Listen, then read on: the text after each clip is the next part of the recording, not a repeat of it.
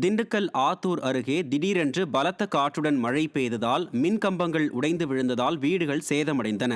சித்தையன்கோட்டை பேரூராட்சிக்குட்பட்ட அழகர் நாயக்கன்பட்டியில் 5க்கும் மேற்பட்ட மின் கம்பங்கள் சேதமடைந்து வீடுகள் மீதும் நடைபாதையிலும் விழுந்ததால் பொதுமக்கள் பாதிக்கப்பட்டனர்.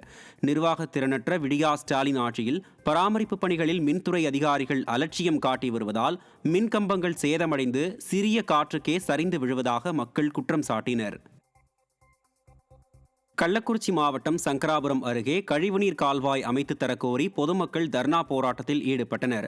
புத்திராம்பட்டு கிராமத்தில் 4வது வார்டில் 70க்கும் மேற்பட்ட குடும்பங்கள் வசித்து வரும் நிலையில் கழிவுநீர் கால்வாய் இல்லாததால் வீட்டில் இருந்து வெளியேறும் கழிவுநீர் தெருவில் தேங்குவதால் பொதுமக்கள் அவதிக்குள்ளாகியுள்ளனர். மேலும் நோய் தொற்று ஏற்படும் அபாயம் ஏற்பட்டுள்ளதால் விடியா திமுக அரசு உடனடியாக கழிவுநீர் கால்வாய் அமைத்து தர நடவடிக்கை எடுக்க வேண்டும் என கூறி பொதுமக்கள் தர்ணா போராட்டத்தில் ஈடுபட்டனர். கிருஷ்ணகிரி மாவட்டம் ஊத்தங்கரை பேருந்து நிலையத்தில் போதிய அடிப்படை வசதிகள் இல்லாததால் பயணிகள் அவதிப்பட்டு வருகின்றனர்.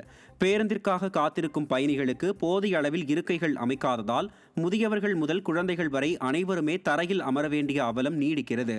மேலும் பேருந்து நிலைய வளாகத்தில் உள்ள சிசிடிவி கேமராக்களில் குளவி கூடு கட்டியுள்ளதால் நவீன கருவிகள் பாழாகி வருவதாக குற்றம் சுமத்தும் பயணிகள் விடியா ஸ்டாலின் அரசின் மாவட்ட நிர்வாகம் பேருந்து நிலையத்தில் அடிப்படை வசதிகளை ஏற்படுத்தி முறையாக பராமரிக்க வேண்டும் என்று வலியுறுத்தியுள்ளனர்.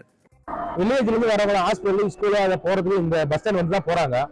பெரியவங்களாம் உட்காந்து எழுறதுக்காக கொஞ்சம் கஷ்டப்படுறாங்க. ஒரு சேர் ரெடி பண்ணி கொடுத்தா நல்லா இருக்கும். ப்ளஸ் இதை சுத்தம் பண்ணி கொடுக்கணும் பேரூராட்சியிலேருந்து சொல்லி. எல்லாரும் கீழே தான் உட்காந்துக்கிறாங்க. தரையும் சுத்தமெல்லாம் இருக்குது. கொஞ்சம் இதை கொஞ்சம் நிர்வாகம் பார்க்கணும்.